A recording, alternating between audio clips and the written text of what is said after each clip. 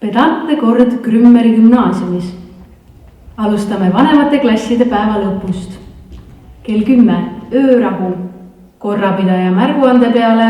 Poiss, tõuse oma kohalt püsti.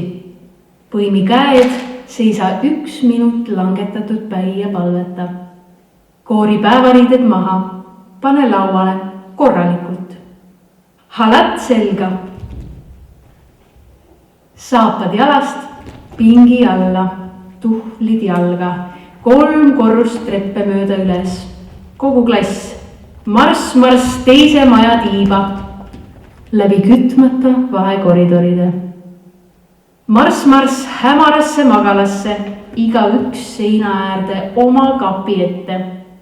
Kapi uks lahti, selle taga peidust lavats lahti põrandale.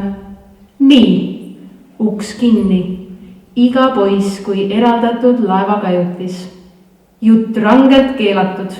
Maga. Kell 6 sõnatult ja kärarikkalt koputab korrapidaja iga kapi ukse peale. Jäta, poiss, soe ase.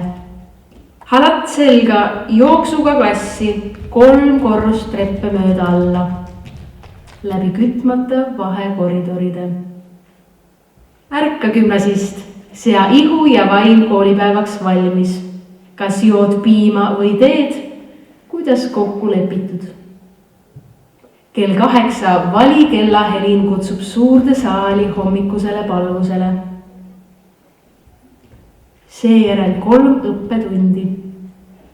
Kell 11 väike eine, leivaviilul õhuke läbipaistev võikiht. 11:30 algab 4. õppetund. 12:30 kell kutsub suurde saali lõunalauda. 2 rida laudu paigas, igaühel oma koht. Kell 1 söödud ja klass välja jalutama, vaatamata ilmale. Tund aega õpetaja silma all. Kui saatjaks prantsuse keele õpetaja, tund aega ainult prantsuse keeles võid end väljendada. Kui vene keele õpetaja järelvaatajaks, siis kõlagu ainult vene keel. Kell 2 kogu gümnaasium pooleks tunniks õppetükke ette valmistama. 2:30 2:05 2 nooremate klasside tundi, 4:30 5:30 2 vanemate klasside tundi. Igapäevaselt pealelõunane 3. tund oli ladina keel. 5:30 piib.